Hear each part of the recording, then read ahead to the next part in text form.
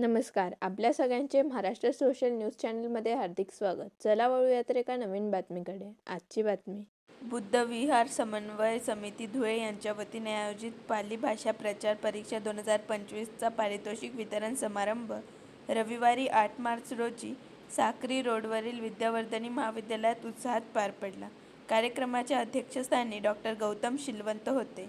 यावेळी परीक्षेत उत्तीर्ण झालेल्या गुणवंत विद्यार्थ्यांचा सन्मान करून त्यांना पारितोषिके प्रदान करण्यात आली. कार्यक्रमाला विविध मान्यवर, पालक आणि विद्यार्थी मोठ्या संख्येने उपस्थित होते. बुद्ध विहार समन्वय समितीच्या माध्यमातून दरवर्षी पाली भाषा प्रचार परीक्षा संपूर्ण देशामध्ये घेण्यात येते.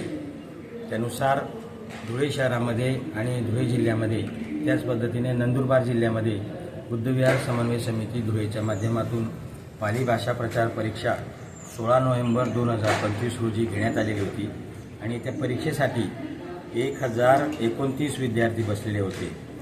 त्याच पद्धतीनं धुळे शहरातून आणि या नंदुरबार जिल्ह्यातून 25 ग्रामीण भागांमध्ये आणि धुळे शहरातून 5 केंद्रांमधून ही परीक्षा घेण्यात आली.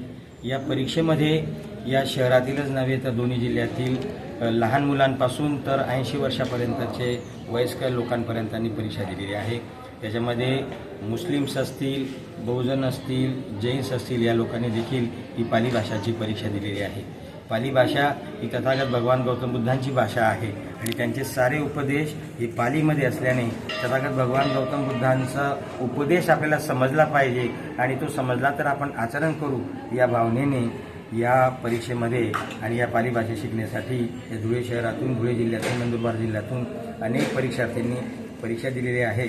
त्यांचा आज हा पारितोषिक वितरण सोहळा आहे. या सोहळ्यामध्ये 32 लोक धुळे जिल्ह्यातील आणि या नंदुरबार जिल्ह्यातील जे राज्यस्तरावरती पहिले, दुसरे, तिसरे गुणवंत म्हणून त्यांना आज आम्ही बक्षीस देणार आहोत.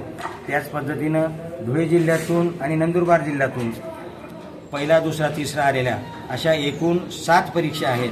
7 परीक्षांमधील प्रत्येक परीक्षेचा पहिला, दुसरा, तिसरा यांचा गुणवंत लोकांना आम्ही या ठिकाणी मोमेंटोज, रोख बक्षीस आणि सर्टिफिकेट्स देऊन या ठिकाणी त्यांचा सन्मान करत आहोत.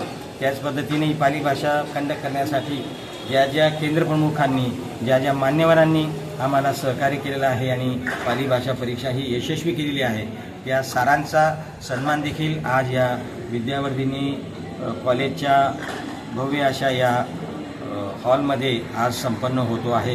यासाठी जिल्ह्यातून, राज्यातून आमचे प्रतिनिधी आलेले आहेत. त्याच पद्धतीनं या परीक्षेला ज्यांनी सहभाग घेतलेला आहे आणि जे गुणवंत विद्यार्थी आहेत ते आज मोठ्या संख्येने उपस्थित आहेत.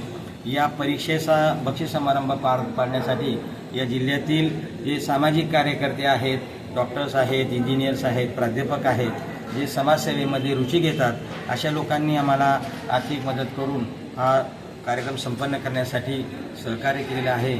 त्या सर्वांचं बुद्ध विहार समन्वय समिती धुळे जिल्ह्याच्या वतीनं मनपूर्वक हार्दिक आभार.